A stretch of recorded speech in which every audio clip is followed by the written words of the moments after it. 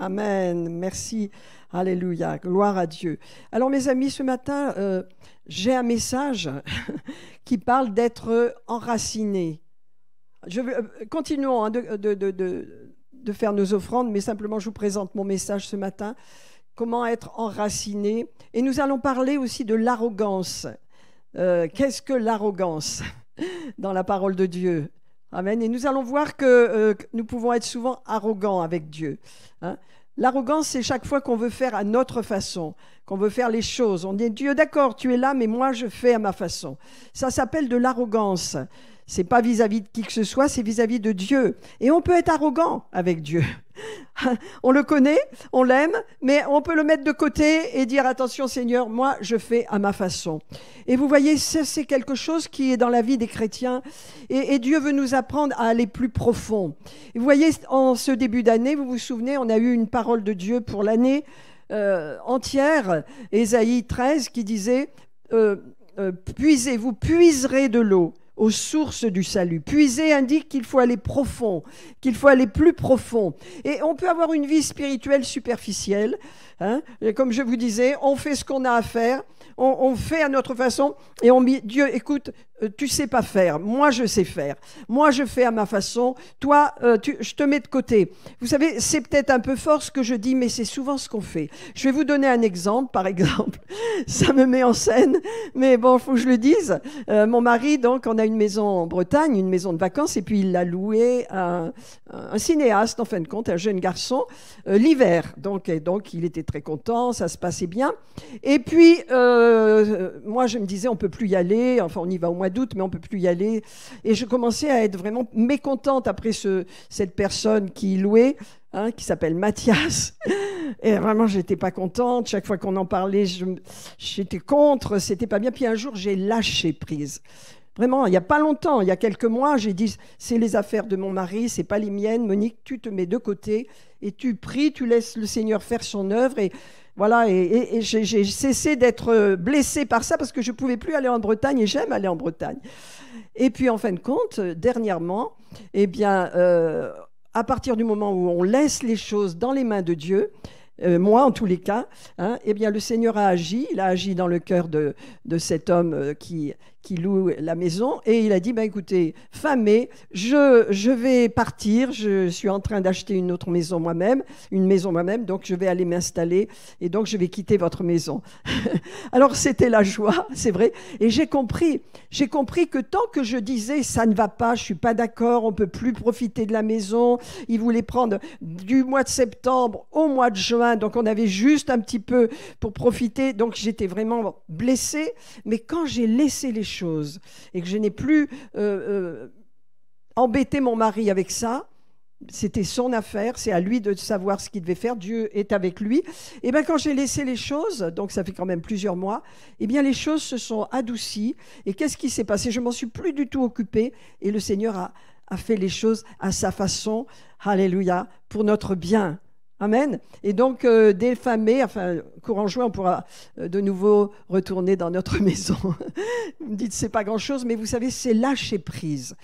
C'est le problème de lâcher prise. Ça ne veut pas dire abandonner nos actions, nos activités. Non, ça veut dire quelquefois, vous savez, il y a un problème et puis on est centré sur ce problème. On veut que ça passe comme on veut, comme je veux. Et puis Dieu dit, c'est pas comme tu veux. C'est pas du tout comme tu veux, c'est comme je veux, moi. Et vous voyez, on est souvent comme ça s'appelle de l'arrogance. On est arrogant dans des domaines de notre vie où on dit, c'est moi qui fais, je sais faire, Seigneur. Toi, tu sais pas, moi, je sais.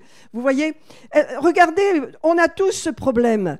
Et là, ça m'a éclairé. J'ai dit, mais Seigneur, la situation s'est dégagée d'un coup. J'ai pas eu à m'en occuper parce que c'était pas mes affaires. Hein, c'était les affaires de Bernard. Mais il m'a dit, voilà, ça y est, Mathias s'en va. Il est d'accord pour partir fin mai. Wouah! C'est la joie. Et donc, sans pression, avec de bonnes relations entre lui et Bernard, parce que Dieu l'a fait. Quand Dieu fait les choses, quand on lui dit « Seigneur, c'est toi », et que nous, on se met de côté, eh bien, Dieu peut faire les choses. Mais quand on est arrogant, vous savez, c'est ça être arrogant, c'est dire « c'est moi qui fais, je sais faire, je sais, ça ne va pas, je ne suis pas d'accord ». Ça s'appelle de l'arrogance. Et je vais vous dire, mes amis, en tant que chrétiens, on est souvent arrogant vis-à-vis de Dieu. on a de l'arrogance vis-à-vis de Dieu. Il y a des domaines où on est soumis à Dieu, il y a des domaines où on est arrogant. Est-ce que je vous parle ce matin? Est-ce que ça vous dit quelque chose? Vous voyez, et l'arrogance, eh bien, ça ne passera pas parce que Dieu ne changera pas ses plans, mais il retient sa bénédiction. Tant qu'on prend les choses en main et qu'on dit, Seigneur, c'est comme ça et pas autrement, ça s'appelle être arrogant. Et ça, c'est notre nature. Je voudrais vous montrer, d'abord vous donner un passage dans Jean chapitre 3. C'est Jésus qui parle à Nicodème. Et il dit une parole qu'on peut méditer. Vous voyez, il dit, l'esprit, Nicodème, il te faut naître de nouveau. Hein. Jean 3, 7. Et il dit une chose, le vent souffle où il veut, et tu en entends le bruit, mais tu ne sais pas d'où il vient ni où il va. Le vent, on entend le bruit. Et ensuite, il rajoute, le Seigneur, il en est ainsi de tout homme qui est rempli de l'esprit. Vous voyez, il en est ainsi de tout homme qui est né de l'esprit. Qu'est-ce que ça veut dire? Nous sommes nés de l'esprit, nous avons une nature spirituelle. Et cette nature spirituelle, elle est dirigée par le Seigneur. Elle est conduite par Dieu, elle n'est pas conduite par nous. Nous, c'est quand on tient les choses en main par notre nature naturelle, comme je vous ai raconté, hein, avec ce combat que j'avais avec ce Mathias qui d'abord il voulait acheter la maison, on ne voulait pas lui vendre, d'abord il voulait y rester tout le temps, à part nous laisser seulement le mois d'août, donc c'était un combat pour moi. Et donc, voilà, mais quand j'ai lâché prise, j'ai dit, Seigneur, c'est ton affaire, je m'en occupe plus. Je veux pas d'histoire avec mon mari, je veux pas de dispute, de contrariété, je me retire. Quelle sagesse, mais j'ai mis du temps. Mais quand j'ai compris que c'était ça la bonne attitude, eh ben Dieu a mené les choses à sa façon. Et j'avais de l'arrogance dans ma relation avec Dieu. Et vous savez, on est comme ça dans beaucoup de domaines. On sait qu'on peut faire les choses. On sait qu'on peut faire les choses. Mais voyez, le Seigneur nous dit, Jésus a dit, le vent souffle où il veut. Est-ce que tu vois le vent? Mais tu vois les effets du vent. Tu ne sais pas d'où il vient, tu ne sais pas où il va. Et toute personne qui est née de l'esprit, eh bien, c'est comme ce vent. C'est moi qui la conduis, cette personne. C'est moi qui va la conduire. C'est moi qui va l'aider à prendre des bonnes décisions. C'est moi qui va l'aider à savoir ce qu'il faut faire et ce qu'il ne faut pas faire, parce que je suis par mon esprit, dans son esprit, je peux la conduire. C'est comme le vent, il va où il veut, comme il veut, et celle ou celui qui est né de l'esprit, c'est comme le vent. C'est moi qui le dirige, c'est moi qui la conduis. Voyez, est-ce que vous comprenez la nuance? Est-ce que vous comprenez comme c'est important de comprendre que le Saint-Esprit a une volonté pour notre vie qui n'est pas la nôtre et qui a besoin d'être soumis au Seigneur? Alléluia. Et Seigneur, c'est comme tu veux. Et c'est pas facile. Et donc, rappelez-vous que celui ou celle qui est né de l'Esprit, eh bien, a besoin de laisser le Saint-Esprit conduire les choses. Et je vais vous parler un peu de David et de Saül ce matin. On va lire quelques passages dans la vie de David. David a une vie remarquable, mais une vie compliquée et difficile. Mais voyez, David, il dépendait de Dieu. Dès qu'il avait un combat, dès qu'il devait faire quelque chose d'important, il demandait conseil au Seigneur. Est-ce que tu veux que j'aille combattre les Philistins? Est-ce que tu veux que j'aille combattre les Amalécites? Est-ce que tu veux, Seigneur, qu'est-ce que je fais? Il dépendait du Seigneur et ensuite il prenait l'action. Et donc c'est important, regardez, on va lire un passage qui s'est passé donc dans la vie de David lorsque il était poursuivi par Saül. Vous savez, le roi Saül voulait sa mort.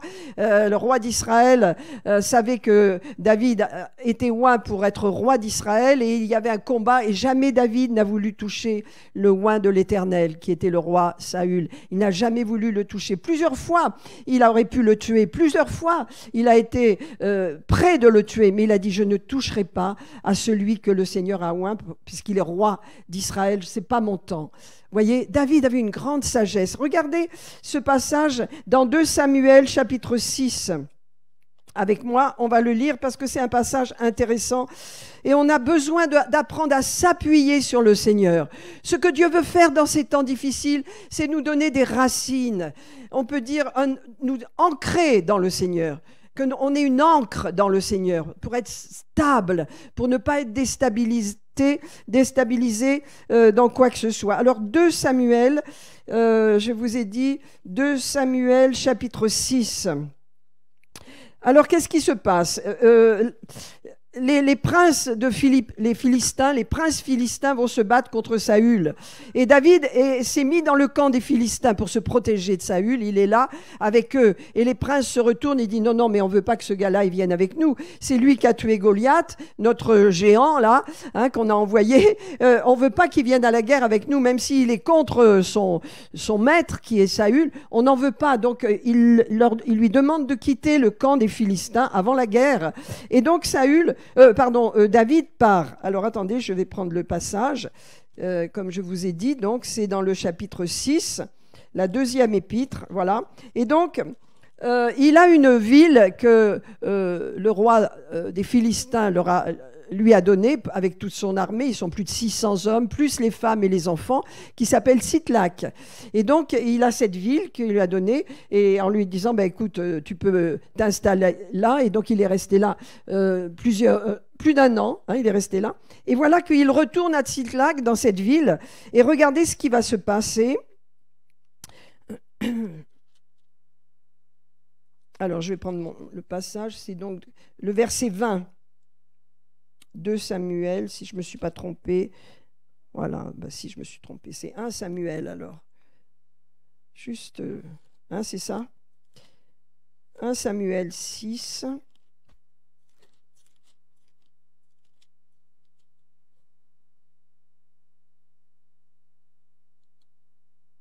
Bon, décidément. Bon, je vais le lire, je vais le lire parce que... Non, juste un... Ah voilà, non, 1 Samuel 30, voilà. Ça y est, j'y suis, excusez-moi. Alors, il est dit donc, lorsque David arriva le 3e jour dans cette ville où toute son armée était là, toutes les femmes étaient là, les enfants étaient là, il arrive dans la ville de Tsidlac. Les Amalécites avaient fait une invasion dans la ville et ils avaient brûlé la ville. Et il est dit qu'ils avaient amené avec eux toutes les femmes et les enfants, tout le bétail, tous les biens. Ils sont arrivés là et il n'y avait plus rien et la ville était brûlée. Donc on nous dit que David et le peuple qui était avec lui, ont pleuré, ils ont élevé la voix, ils étaient découragés.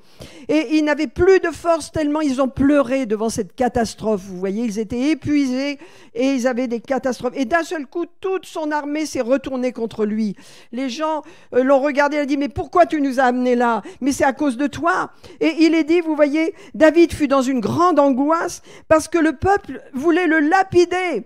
Pourquoi? Parce que le peuple avait une grande angoisse parce qu'on leur avait pris leurs enfants, leurs filles, leurs fils, le bétail, tout avait disparu. Et ils se retournaient contre David. Et David avait très peur parce qu'il pouvait le tuer. C'était toute une armée, son armée, 600 personnes. Et qu'est-ce qu'on nous dit là? Il a dit, mais David prit courage. Il reprit courage en s'appuyant sur l'Éternel, son Dieu. Vous voyez? Ça veut dire qu'il s'est appuyé sur personne, il a vu que les gens étaient découragés profondément et qu'ils voulaient se venger de la situation. Et on est souvent comme ça, on cherche un coupable quand il y a un problème. Et alors, qu'est-ce qu'il a fait? Il a dit, Seigneur, aide-moi. Aide-moi parce que là, j'ai pas de solution.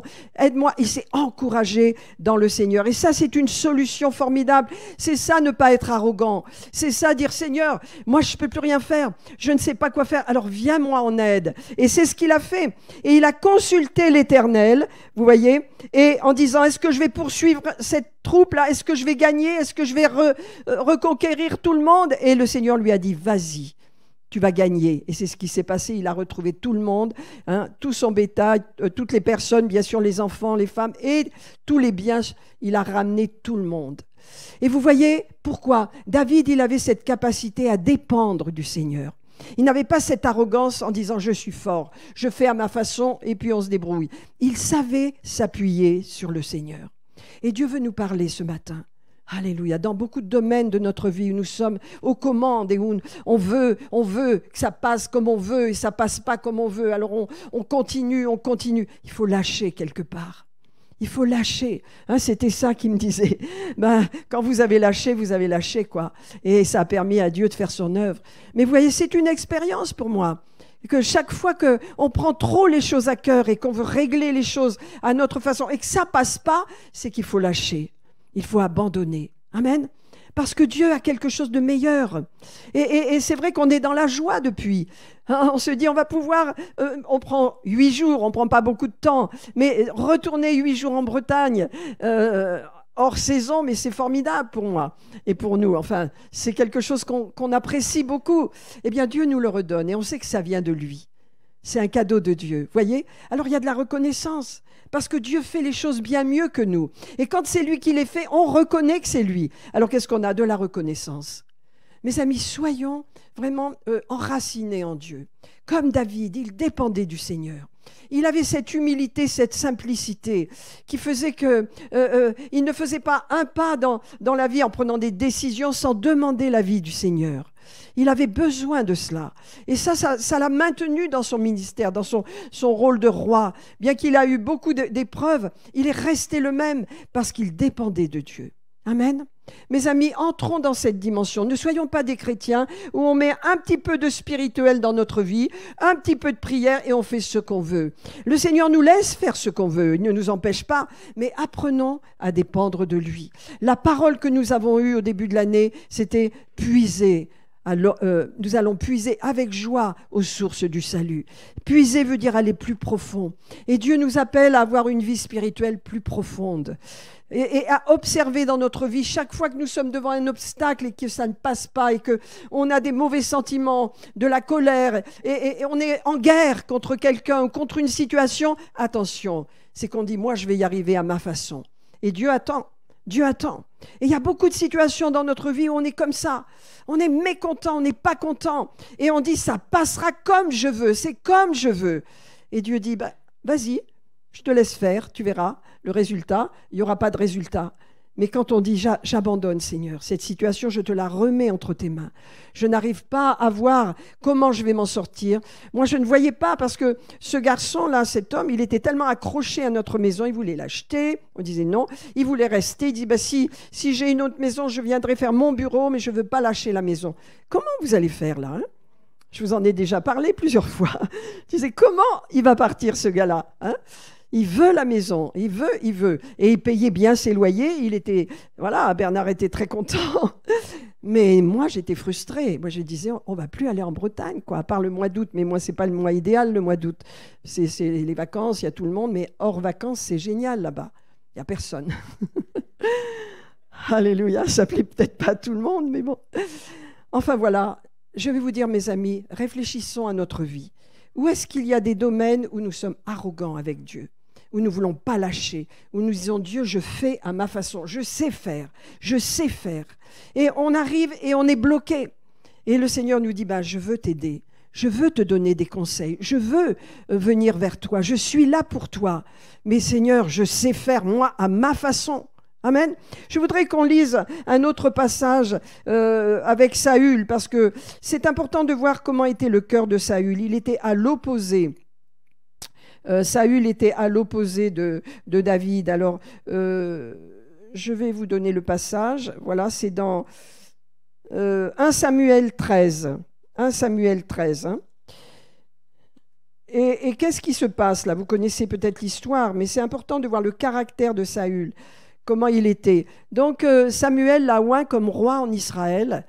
Et Samuel lui dit, écoute, tu attends 7 jours. Tu restes là. Il y a les Philistins qui veulent faire la guerre. Ils sont autour de toi. Mais tu attends 7 jours et je vais monter, je vais offrir l'holocauste, le sacrifice pour toi. Je vais offrir le sacrifice. Et donc, tu m'attends pendant 7 jours. Et donc Saül est là et les gens ont peur parce qu'il y a les Philistins autour d'eux et ils vont se cacher à droite à gauche. Donc Saül, il tient plus. Et qu'est-ce qu'il fait Saül? Il dit, je vais prendre les choses en main. Je ne vais pas attendre Samuel, il prend du temps, le prophète, à venir. Je vais prendre les choses en main. Et qu'est-ce qu'il fait? Il prend la place du prophète, ce qui était grave en Israël, et c'est lui qui offre le sacrifice. Et regardez ce qui se dit là, 1 Samuel 13, à partir du verset 5. Il est dit, les Philistins s'assemblèrent pour combattre Israël, et les hommes d'Israël se virent à l'extrémité. Ils étaient serrés de près. Ils se cachaient partout, dans les cavernes, dans les buissons, etc. Et ils se sont cachés. Alors, Saül a attendu 7 jours, selon le terme fixé par le prophète Samuel. Mais Samuel n'arrivait pas à Gilgal. Il n'arrivait pas. Et le peuple se dispersait loin de Saül. Alors Saül dit, « Allez, amenez-moi l'holocauste et les sacrifices. » Et il offrit l'holocauste à la place du prophète. Et comme il achevait d'offrir l'holocauste, arriva Samuel. Voyez, c'est ça le problème. Quand on fait les choses et qu'on dit « c'est moi, je sais faire, Seigneur, tu sais pas, moi je sais ». Mais ne croyez pas que ce soit si extraordinaire. C'est dans notre nature, c'est toujours souvent quelque chose qu'on fait comme ça. Eh bien, c'est de l'arrogance. Et regardez les conséquences. Samuel arrive et Saül sortit de là pour le saluer. Ça lui dit « Qu'as-tu fait ?» Et Saül dit, écoute, lorsque j'ai vu le peuple qui se dispersait loin de moi et que tu n'arrivais pas, c'est de ta faute, hein, eh bien, c'est moi qui ai offert l'holocauste. Et il dit, à cause de ça, la royauté te sera enlevée. Tu ne seras plus avec l'onction du roi. Et c'est les conséquences. Là, c'est grave, bien sûr, parce qu'il prend la place du prophète. Mais ça, c'est l'esprit, vous voyez, qu'on peut avoir, nous, quand on dit, Seigneur, je ne veux même pas te présenter la situation, je veux la régler moi-même. Mes amis, que Dieu nous montre toutes les fois où on est dans cette attitude, c'est quelque chose qui fait partie de nous-mêmes et on fonce tête baissée et on a des problèmes. Ça peut être dans les relations les uns avec les autres, ça peut être dans les situations de travail, ça peut être dans toutes sortes de situations. On est bloqué parce qu'on garde les choses sur nous, on veut régler les choses à notre façon. Et qu'est-ce qui se passe? Eh bien, rien ne se passe comme on voudrait. Et il n'y a que des problèmes, il y a des disputes, il y a des tensions, on n'est plus dans la paix. Mais quand on lâche, ça demande de la foi de lâcher. J'abandonne, je n'entre plus dans les problèmes. C'est ton problème, c'est pas le mien, donc je te fais confiance, je te respecte. Je ne vais pas dans ton domaine. Vous savez, quand on est marié, on est un, mais on a chacun notre domaine. Et on doit respecter le domaine de l'autre. Hein? C'est tout un art. Mais quand on apprend ça, on a la paix chez soi. Et ce n'était pas mon domaine. Hein? Et donc, quand j'ai lâché, quand j'ai abandonné les contrariétés, eh bien, Dieu s'est occupé de la situation. C'est tout. Amen. Dans votre vie, je pense que vous pouvez penser à des situations où vous tenez les choses, où vous êtes mécontent, vous tenez les choses d'une certaine façon et vous dites « Seigneur, c'est comme je veux ». Vous le dites peut-être pas, mais ça veut dire ça pour Dieu. Et ça s'appelle de l'arrogance. Ça s'appelle être arrogant. Amen. Je voudrais vous montrer encore un passage, par exemple, dans Acte 27. C'est l'apôtre Paul, vous voyez. L'apôtre Paul, il est prisonnier maintenant, il est prisonnier des Romains et il va prendre un bateau parce qu'il doit aller à Rome. Il a dit, je veux voir l'empereur, je veux présenter ma cause à l'empereur. Donc, il part avec une équipe et il est prisonnier. Et donc, ils arrivent dans un port et ils embarquent dans un bateau qui va partir à Rome, donc le bateau. Et regardez, il y a des problèmes. Alors, on va regarder Acte 27. Et l'apôtre Paul, vous savez, il a l'esprit de Dieu et il prévient le capitaine du bateau, il prévient aussi le capitaine des gardes qui le garde prisonnier, donc qui le respecte, il n'est pas enfermé avec des chaînes, hein, mais voilà. Et il lui dit, vous savez, je vois, on est à la fin de l'été, je vois que le transport, le voyage va être dangereux. Je vois dans l'esprit, je vous donne un conseil, ne partez pas maintenant, ne quittez pas ce port, c'était en Crète, parce que c'est dangereux, la navigation va être dangereuse. Et il dit, je pense qu'il y aura du mal qui va être fait avec la cargaison et avec les hommes. Donc, je vous donne un conseil. Et alors, regardez ce qui nous est dit. Attendez, je vais vous donner la référence. Donc, c'est dans Acte 27. Hein, vous pouvez prendre les Actes des Apôtres, c'est bien d'avoir votre Bible. Et dans Acte 27, ce que j'aime bien, c'est ça. Les circonstances, quelquefois, peuvent mentir. Verset 13. Alors, le centenier n'écouta pas, le centenier et le pilote n'écoutèrent pas les conseils de Paul. Voilà. Paul leur a dit, je vois aux hommes que la navigation va se faire avec beaucoup de périls pour ce qu'on transporte et pour les hommes. Alors, attention, ne partons pas, ne quittons pas le port tout de suite. Donc, et personne n'a écouté. Et qu'est-ce qui s'est passé? Regardez le verset 13, un léger vent du sud vint, il vint à souffler, et se croyant maîtres de leur destin, c'est ça, se croyant maîtres d'eux-mêmes. Vous savez, quand on est arrogant, on sait qu'on fait, on se croit maître de nous-mêmes. C'est comme ça qu'il faut que ça passe. C'est comme ça qu'il faut faire. Ça passe pas, c'est vrai. Il y a des turbulences, on se dispute, on n'est pas d'accord. Ça passe pas. Mais on veut le faire comme ça. Et donc ces hommes, regardez au verset 13, ils disent, se croyant maîtres de leur destin, de leur dessein, pardon, ils lèvent l'ancre et ils côtoient l'île de la Crète. Ils passent près de la Crète. Tout va bien. Ils lèvent l'ancre, ça veut dire ils partent dans la direction qu'on leur a déconseillée, parce qu'il y a un petit vent doux et qu'il n'y a pas de problème, alors qu'ils sont en pleine période des tempêtes, vous voyez. Mais l'apôtre Paul a dit, attention, il va y avoir des turbulences, ça va être dangereux. L'Esprit de Dieu peut nous parler, peut nous montrer, c'est pas comme ça qu'il faut faire, c'est pas comme ça qu'il faut aborder la situation. Mais Seigneur, je sais faire, moi je sais comment il faut faire, vous comprenez ? Et donc ils sont partis et très vite la tempête est arrivée, voilà. Et il est dit bientôt un vent impétueux qu'on appelle l'Euraquilon se déchaîna sur l'île et le navire fut entraîné sans pouvoir lutter contre le vent et nous a laissés totalement à la dérive. Et il y a des problèmes, et vous savez que le bateau a été perdu, aucun homme n'est mort, ils sont arrivés sur une île, mais vous lirez la suite, c'est passionnant de lire les Actes des Apôtres, mais voilà. On sait faire, on est maître de nous-mêmes, on sait ce qu'il faut faire. Il y a un bon vent, c'est doux, il n'y aura pas de souci. Et voilà que la tempête s'est déchaînée. Mes amis, Dieu sait mieux que nous comment faire les choses. Et il faut lui faire confiance. Il faut lui faire confiance, il faut lui demander des conseils. Le Saint-Esprit est là pour nous conseiller, pour nous conduire. Comme je vous ai dit tout à l'heure, le vent, vous ne le voyez pas, vous l'entendez, mais vous ne savez ni où il va ni où il vient.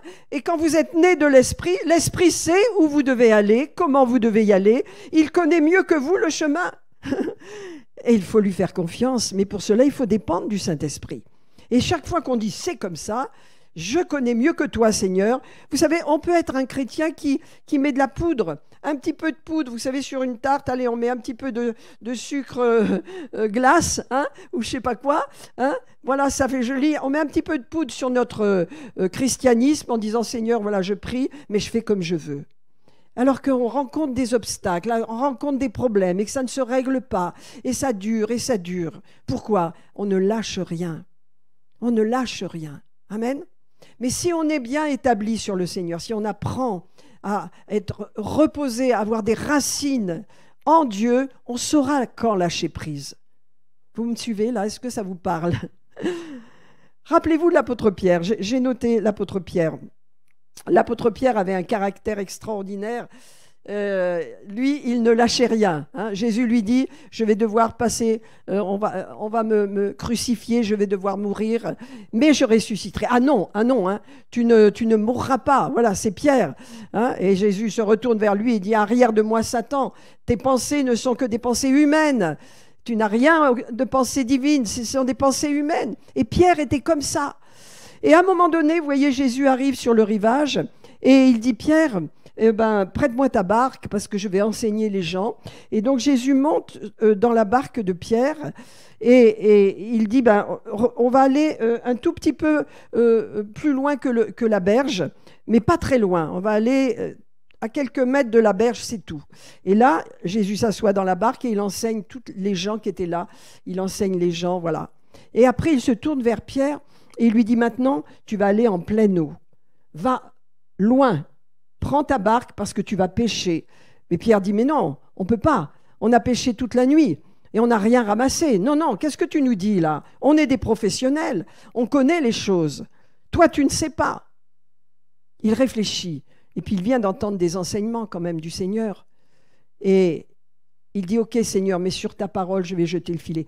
Il est parti en pleine eau. Il a fallu qu'il aille dans les profondeurs pour pouvoir trouver le poisson. Vous voyez, ce n'est pas au bord de l'eau. Ce n'est pas quand on fait un petit peu de saupoudrage de vie chrétienne qu'on peut recevoir vraiment tout ce que Dieu a pour nous. Il faut aller plus loin, il faut lâcher prise dans certains domaines. Il faut laisser Dieu reprendre les choses en main. Ça ne veut pas dire qu'on est passif, on est loin d'être passif. Mais il y a des domaines, quand ça ne passe pas, Seigneur, merci. Je te fais confiance. Je sais que tu as une façon de faire qui est bien meilleure que la mienne. Et c'est ce qui s'est passé. Le Seigneur a dit, allez Pierre, va pêcher, mais va en pleine eau, va là où il y a du fond, là où il y a de la profondeur, et tu jetteras le filet, et pas n'importe où, tu le jettes à droite, je crois. Hein? Et Pierre a dit, waouh, qu'est-ce qu'il nous raconte? Il n'a jamais pêché de sa vie. Nous, on est des professionnels, on vient de le faire, mais je vais le faire quand même sur ta parole. Il est allé dans les eaux profondes, il a jeté son filet, il a ramené une pêche miraculeuse. Qu'est-ce que ça nous dit? Ça nous dit que Dieu sait mieux que nous. Il voit dans notre vie le début et la fin. Il voit des choses dans notre vie que nous ne voyons pas. Il voit des situations que nous ne pouvons pas voir parce qu'on est limité. Mais lui, alors on dit pourquoi on ne va pas là? Pourquoi on ne fait pas de cette façon-là? Pourquoi on ne va pas vers le plus facile? Mais Dieu sait pourquoi. Premièrement, il forme notre caractère et Dieu veut qu'on dépende de lui. Dieu veut qu'on s'appuie sur lui. C'est ainsi qu'on est ancré. Vous savez, avoir une ancre, un bateau qui jette l'ancre, hein, eh bien, ça veut dire qu'il s'immobilise. Alors nous, on n'a pas à être immobile dans notre vie, mais on doit spirituellement être solidement ancré dans le Seigneur. Avoir une foi solide, être ancré. Amen. C'est comme s'enraciner. Avoir de bonnes racines en Jésus-Christ, c'est être stable. Or, vous voyez qu'il y a beaucoup de déstabilité autour de nous, beaucoup de troubles. Donc, dans le Seigneur, on reste stable, on reste paisible. Amen. Dieu a de meilleures façons de voir que nous. Je vais m'arrêter parce que je veux qu'on prie pour que chacun puisse voir dans sa vie toutes ces situations de blocage que l'on a où on dit « je tiens ». Les rênes, c'est moi qui dirige, c'est moi qui sais comment faire, Seigneur. Amen. Vous savez, il y a encore autre chose. Quelquefois, le Seigneur nous dit, ne fais pas ça, ne va pas là. Mais on se dit, oh mais Seigneur, les autres font, tout le monde fait ça, tout le monde fait ça. Et on commence à faire des petites choses, on se met dans un engrenage qui semble quelquefois presque rien, pas important, mais au bout du compte, on se trouve pris au piège quelquefois parce qu'avec le temps, on est pris. Il faut savoir écouter le Seigneur, mes amis. Dieu sait mieux que nous ce qui est bon pour nous. Dieu sait mieux que nous quelles relations nous pouvons avoir. Vous savez, l'importance de choisir bien ses amis, l'importance d'avoir des personnes qui vous élèvent, qui vous encouragent, l'importance de... Dieu nous aide même dans ces relations-là. Dieu veut qu'on soit aidé dans notre vie, encouragé. Et il y a des gens qui peuvent venir vers vous et vous mettre sous leur coupe et vous écraser et vous empêcher d'être vous-même, vous empêcher de vous réaliser. Amen. Donc le Seigneur vous montrera comment faire. Dieu n'est pas un Dieu de dispute ni de discorde, il est un Dieu de paix. Mais il a des plans. Et Pierre ne pouvait pas savoir quel plan le Seigneur avait. Mais vous savez, quand il a vu la pêche miraculeuse, il a compris que Dieu connaît des choses que lui ne connaît pas. Et nous, dans notre vie, c'est la même chose. Je vais terminer avec un passage de l'Écriture que je voudrais vous lire. C'est une parabole que Jésus a donnée dans Matthieu chapitre 13. Il dit « Un semeur sortit pour semer. Comme il semait, verset 6, une partie de la semence tomba le long du chemin, et les oiseaux vinrent et la mangèrent. Une autre partie tomba dans les endroits pierreux, et elle n'avait pas beaucoup de terre. Elle leva aussitôt, parce qu'elle ne trouva pas de sol profond. Mais quand le soleil parut, elle fut brûlée, et elle sécha. Faute de racines. Faute de racines. Et le Seigneur va donner l'explication. Hein? Le verset 20, Matthieu 13, verset 20.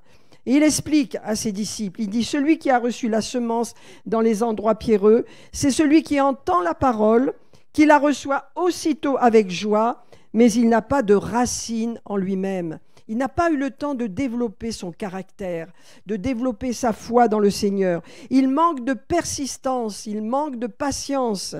Et dès que survient une tribulation, une épreuve, à cause de la parole, eh bien, il y trouve une occasion de chute. Pourquoi, mes amis? Parce qu'il n'a pas de racines.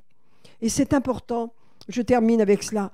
développons des racines dans le Seigneur. Je dis bien dans le Seigneur. Enracinons-nous en lui. Ça veut dire ayons confiance en lui. Et on ne peut pas séparer la confiance dans le Seigneur de la parole. Vous voyez, je vous ai lu des tas de passages. Ça vous invite à aller lisez 1 Samuel, 2 Samuel, les Actes des Apôtres, l'Évangile de Matthieu. La Bible est tellement riche en modèles, en exemples pour notre croissance, pour notre enseignement personnel. Mais je vous encourage vraiment à comprendre que les racines cette année doivent se développer. Et quand il y a des problèmes, des persécutions autour, des problèmes terribles de guerre qui sont si proches de chez nous, nous devons apprendre à faire confiance dans le Seigneur. C'est une occasion. On ne peut pas avoir une vie superficielle, un peu de christianisme, un peu de Seigneur et je fais ce que je veux, je fais comme je veux. C'est terminé ce temps-là. Aujourd'hui, on dépend de Dieu. Dans les guerres, combien c'est important de dépendre de Dieu. J'ai eu beaucoup de comptes rendus de la guerre du Kippour, par exemple, avec l'armée d'Israël qui était avec quelques avions, quelques tanks contre une armée avec des centaines et des milliers, des centaines de tanks. Il y avait 3-4 armées, mais avec l'aide de Dieu, ils ont été vainqueurs. Parce que Dieu était avec eux. Il y a un moment donné, vous voyez, l'armée arrive et ils sont devant un champ, un grand champ, et ils sont à découvert.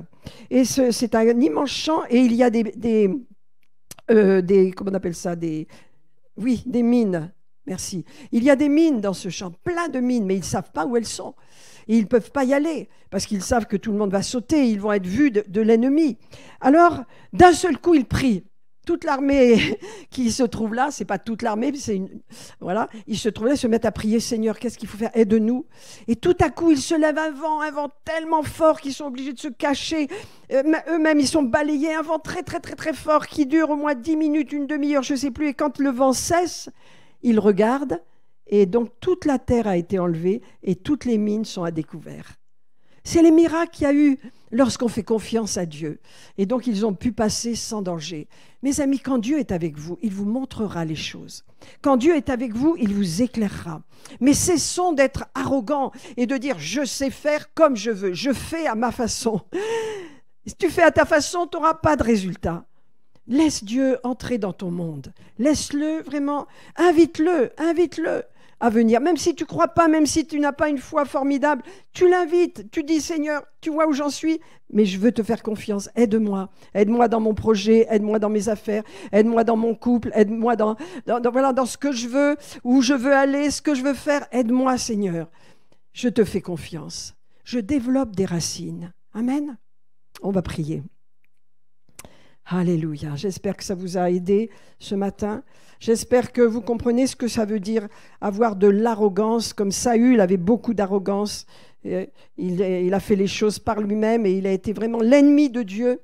Dieu nous invite à abandonner cette arrogance et à la reconnaître parce qu'on ne le reconnaît pas quand on est dedans. Quand on est dedans, on est frustré. On est tellement frustré qu'on ne voit pas le problème.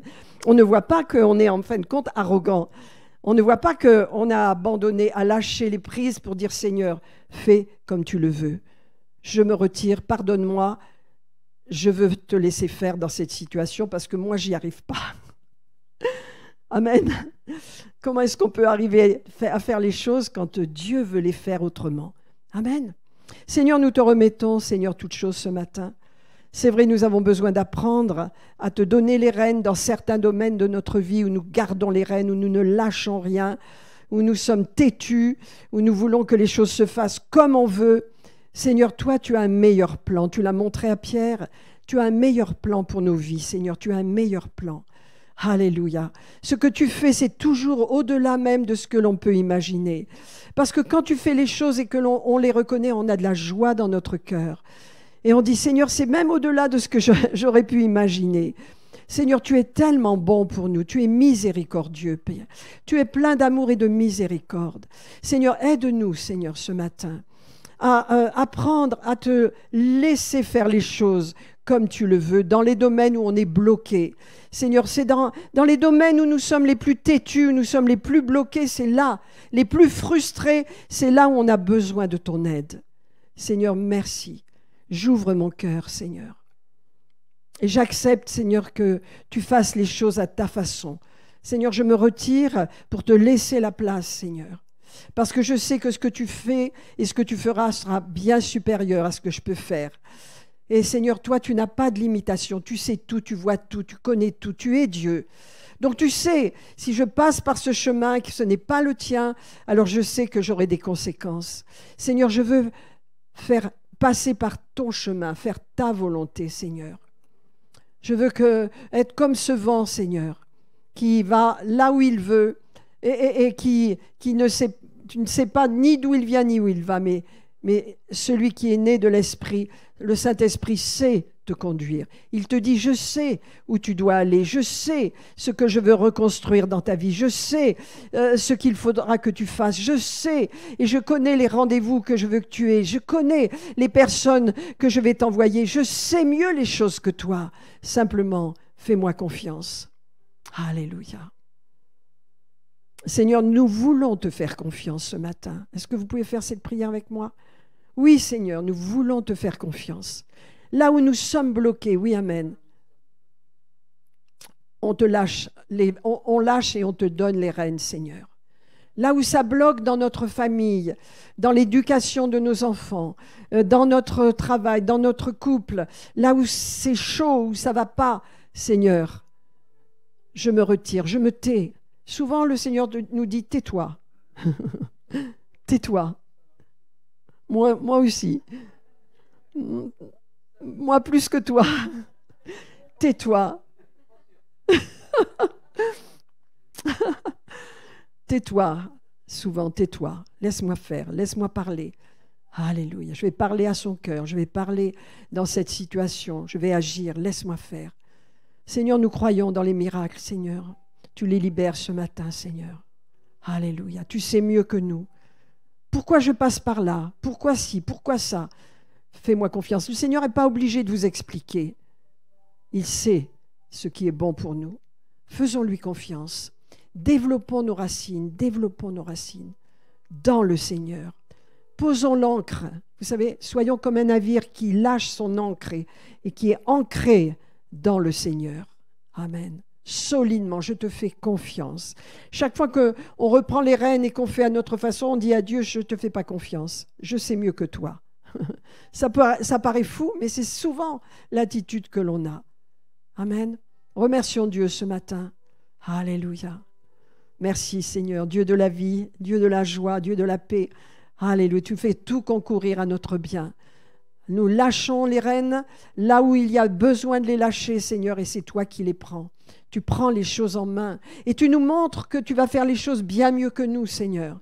Comme tu l'as montré à Pierre, Seigneur, tu lui as donné vraiment cette pêche miraculeuse à tel point qu'il s'est jeté à tes pieds et il était pris de remords. Il a dit, je suis un homme pécheur, devant toi je suis un homme pécheur. Seigneur, merci parce que tu fais les choses bien mieux que nous. Alléluia. Et Seigneur, montre-nous dans notre vie personnelle. Souvent, on est aveugle avec nous-mêmes. On voit les problèmes des autres, mais on ne voit pas les nôtres. Seigneur, montre-nous dans notre vie, là où on a gardé les rênes et là où on est bloqué. Là où il y a un blocage, Seigneur. Montre-nous. Afin qu'on lâche. On dit, Seigneur, je me retire. Je me mets de côté et je te laisse faire. Je me tais, premièrement. Souvent, les paroles sont terribles, les frustrations entraînent des mauvaises paroles, des mauvais sentiments. Je me tais, je ne dis rien et je te laisse faire. Alléluia. Et Dieu est en train d'agir. Je vous le dis, Dieu est en train d'agir. Alléluia. Dieu veut prendre les commandes de notre vie et faire de belles choses dans notre vie. À tout moment, dans toutes les saisons de notre vie. Alléluia. Amen. Alléluia. Restons un moment. Parlons au Seigneur dans notre cœur ce matin, personnellement. Alléluia. Disons-lui, Seigneur, tu vois telle situation, je souffre dans cette situation, où je suis troublé, où je ne comprends pas. Seigneur, je l'abandonne entre tes mains, Seigneur. Alléluia. Je pose mon fardeau entre tes mains, Seigneur. Alléluia. Et je te fais confiance. Alléluia.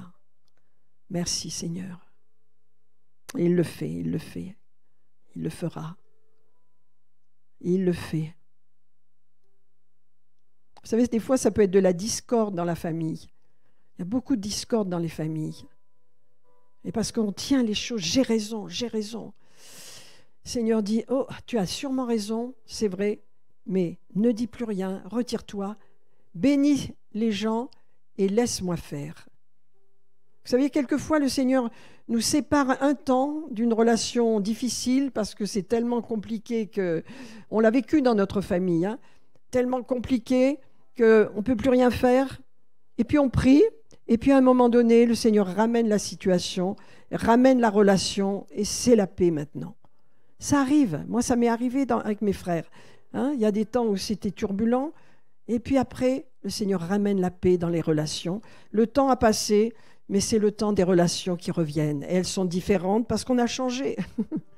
Alléluia. Dieu sait mieux que nous ce qui est bon pour nous. Amen. On est prêt à lui faire confiance? Que Dieu soit béni. Amen, amen. Alléluia. Voilà, mes amis. Donc,